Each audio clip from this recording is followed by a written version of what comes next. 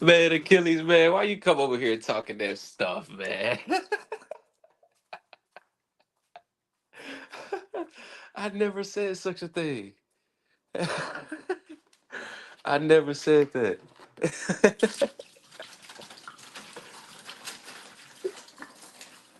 Oh man, what a game!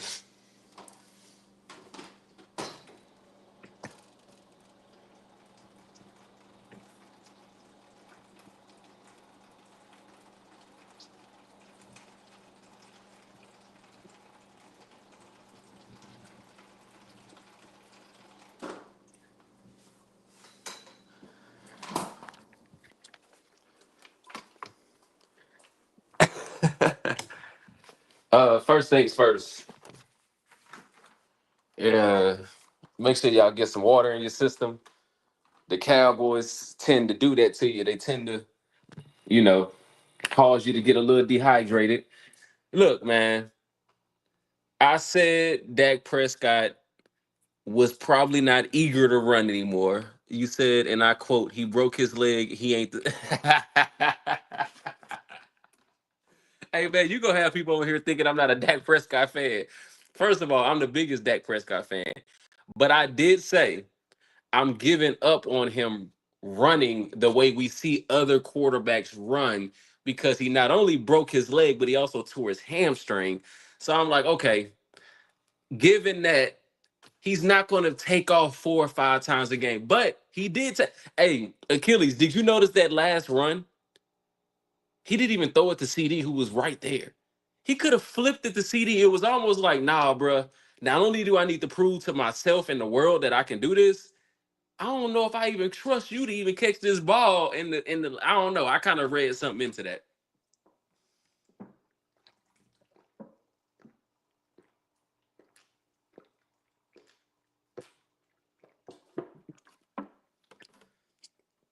I know one thing. Up until fourth quarter, up until that fourth quarter, I can't remember what touch. I think it was one of them touchdowns. I can't remember what touchdown it was. I think it was that first touchdown in the fourth quarter. The narrative was going to be Dak Prescott is not good enough. The narrative was going to be Dak Prescott got outplayed. We all know the narrative was going to be Dak Prescott is the problem. The narrative was going to be, of course, they were going to talk about Micah Parsons and no pass rush, but they were going to really put the blame on Dak Prescott. And we all know it was never going to, it should have never even went that route. Dak Prescott still got receivers not catching the ball. He really had that one questionable pass. I don't know why he threw it to CD Lamb in double coverage.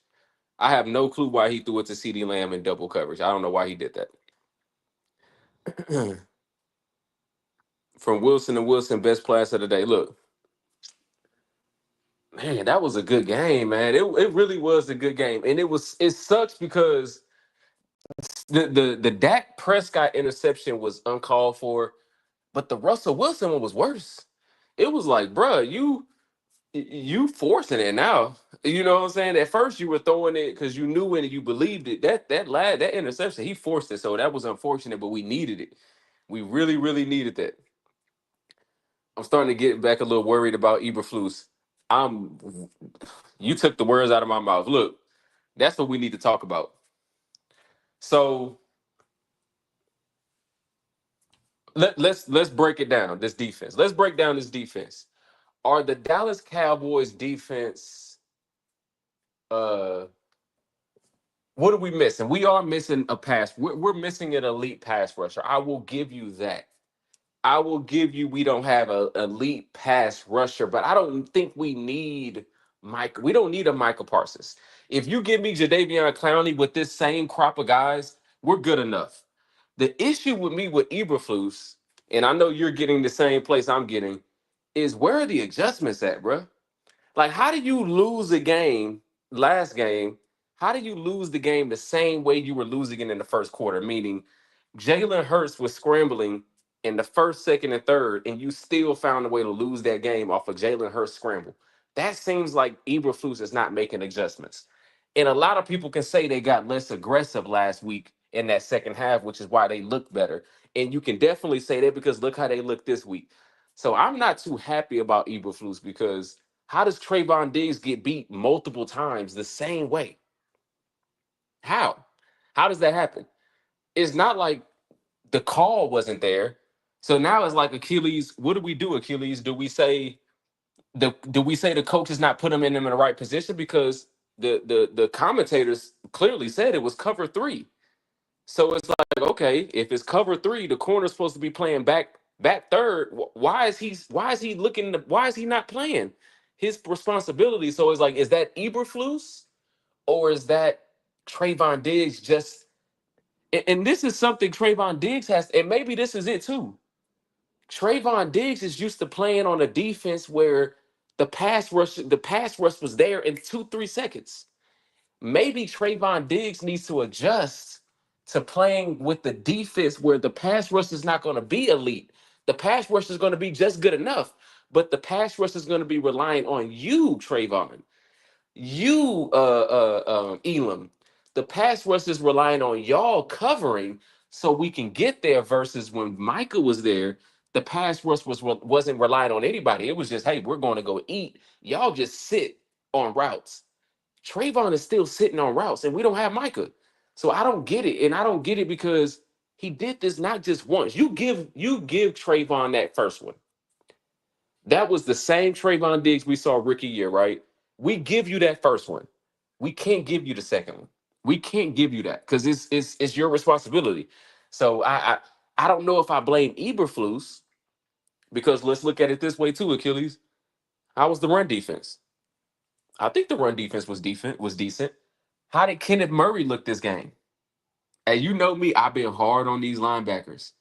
Kenneth Murray looked like the guy that they signed, paid guaranteed money to, and said, "Hey, bro, you good enough to not even have to play in the in the preseason." That's who Kenneth Murray looked like today. I still have question marks about Sandberg. I don't even think I noticed Clark today. Number 18. I don't think I noticed Clark today. So I still think Eberflus has some decisions to make at linebacker. But I think the question for me is do we have the coaches to say, hey, Trayvon, you're not playing your responsibility and call him out because he did it twice in the same game and literally almost lost us the game. D-line was looking a little bland today. Look, I'm only going to criticize this D line when they start making the adjustments that I and other people have called for. I said it in the dang training camp. Sam Williams is not either he's not 100% healthy or he just doesn't need to be starting. Whatever it is, he's not giving you what you need to get. He doesn't look 100% healthy, and if he is healthy, he doesn't give you the athleticism as far as the bend, the quick twitch that you need. That's why he keeps getting beat. That's why he keeps going inside. You can't do it. It's a reason why when James Houston goes on the field, all of a sudden you can see James. It's funny when every other DN is on the field. If it's a play action, it's almost like they can't play both. They'll go upfield, they can't adjust and go make the tackle. As soon as James Houston goes in there, he goes upfield, he adjusts, makes the tackle on a run play. He can play the run and the pass. So it's like we want to see more of that. Donovan Ezeraku has to keep getting reps. Dante Fowler is getting worse to me. I don't know if y'all noticed that. Number 13 looks like he's getting worse. It's almost like take number 13 off, bro. You making us think that's. I almost thought that was Overshawn. I was like, hold on, what the heck? Is Overshawn playing? I was like, okay, no, that can't be Overshawn. Dante Fowler looked like he just took a bonus check from us, and this is the end of the road for him. He does not look like the same dude. I got to break down the film. I'll look at it more closely, but he doesn't look good. Sam Williams looked like he looked in the preseason. Kenny Clark and Osa looked better. I was a little critical on Osa. I gave him a nice enough grade. I think I gave him like a B minus or something like that. But Osa is one of those guys where it's like he'll flash, but it's like he'll always end up on the ground and he doesn't make the play. He was making those plays. Kenny Clark making plays. So we got some guys. We got some guys. I mean, there was no blend in the game. True. True. Yeah. Yeah. At the same time, we didn't think that was going to be that drop off. We didn't think it was going to be that much of a drop off without Bland. And we thought Diggs would at least be able to compete. Tyler Smith got a good deal or overpaid now. I mean, we knew Tyler Smith was going to be the number one paid guard. Even though, if you look at the film last week, you're going to be able to find multiple plays where Tyler Smith didn't finish his block. But then you're going to be able to say, well, those dudes are kind of different. Even though he wasn't going against Carter, he was going against Jordan Davis and he was going against some dudes. I need to look at it this week to see, but I know there was a multiple times, including the Miles Sanders fumble, where Tyler Smith he's good at initial impact, but there was a couple times where he's trying to drive and the defender is doing what the defender needs to do, get him off of him, and sometimes they're able to be successful with that. And you would like for your number one offensive guard to not have those struggles. I didn't think I seen anything today, but I need to look at it. It does look like now. Keep in mind, y'all, the New York Giants on paper before the season started, they were going to be a top five defensive pass rush. That was before the season started. So let's not act like that. Yeah, the Cowboys' offensive line was going to struggle. Now they're struggling a lot when it comes to those tackles. Still, Guyton. I know number 11, number one over there in Green Bay is just because not only did he sit back and watch them all training camp, he already knows they can't stop him. I mean, yeah. So we gotta get those tackles right. Tyler Guyton, Steele, they struggled. They definitely struggled. But here's what I want to talk about. So we have this game against the Giants. Everybody thinks we're supposed to win this game easily. We don't. It starts off as a struggle. In these games last year, here's the bright side I would say for the Cowboys. When the Cowboys get down, even when they have Dak, when the Cowboys get down, it usually starts to go downhill. I know y'all know what I'm talking about. When the Cowboys get down, now the Giants are not the 49ers, so I'm not going to take it to there. But when the Cowboys get down and then Dak throws an interception. Now, if you look through the whole game, there were a couple times where you can say the ball could have been intercepted, but it was usually the receiver not doing the right thing, dropping the ball, things like that. And then he finally got intercepted, but we all saw it coming because the offense wasn't moving. The defense couldn't get off the field. So it was starting to become one of those games in the second, third quarter. It was like, oh man, this is one of those games where the Cowboys are going to have to pressure. And when you get Dak to have to pressure and throw it 50 times like he did today, historically, Dak Prescott doesn't do well in those games. I'm not saying that Dak Prescott that is up a touchdown or two touchdowns the whole game. I'm talking about the Dak and the Dallas Cowboys where they're trailing and they're facing a pretty good quarterback. Russell Wilson is still a pretty good quarterback, even though he made a stupid interception. This is a team that historically they would get that one interception would turn into three. In 2 minutes, that one interception would turn into three. That seven point game deficit will turn into 20. His In the last few years, that's the type of team we would have. Even those 12 and 4 teams, the same 12 and 4 teams could get blown out within a game that happened just like this. When that team has a pass rush like they have, and our offense is struggling the way we were struggling, and we're dropping the ball, and the ball is going into the defender's hands and they're dropping it, and then Dak throws that pick. Last year, the year before that, I would say, uh-oh, y'all. Even though it's the Giants, this game is about to get ugly. But this today, under Brian Schottenheimer, this entire team showed us a little bit different, man. And it happened. Everything that you wanted to happen happened. Here's what I mean. The running game, Javonte Williams, was happening. The power, you saw speed, you saw athleticism. Everything that everybody was telling me under my videos when I was like, hey, y'all, I don't know. Javonte Williams ain't showed us enough to not have to play no preseason. And everybody was like, nah, man, he just got off an injury. He's getting back healthy. Wait, watch him in college, blah, blah, blah, blah. I was like, okay, fine. Y'all were right about him. That was good. George Pickens. George Pickens was a guy where I was like, hey, if we win and he's not involved, I'm okay with that. But at the same time, I do want him to be involved. They got him involved. And it's not just the catches or the stats, it's the penalties he's getting. He's a hard dude to guard. He's not going to beat you on the route. He's not CD Lamb. He's not Keenan Allen. He's not Amari Cooper when it comes to route running. But when you throw him the ball in this one-on-one, 70% of the time, it's like, see, George Pickens is going to get a penalty. So George Pickens got involved. Ferguson. Ferguson did get involved. He had a drop, but Ferguson kind of got involved. Turpin. Here's my most exciting, outside of just Dak Prescott being great. Turpin was the guy where it was like every year we have this guy where we know we got to get him involved and we don't get him involved the way we want to. They finally are learning how to play Turpin on offense. Turpin is not a guy who you just hand it off to and throw screens to. Turpin is a guy where you find 5 to 10 plays down the field. I mean, him running real routes that you know he can play, and you throw him the ball. All this was working. All of this was working on offense. The kicker, now the time management, that was one thing that didn't work well.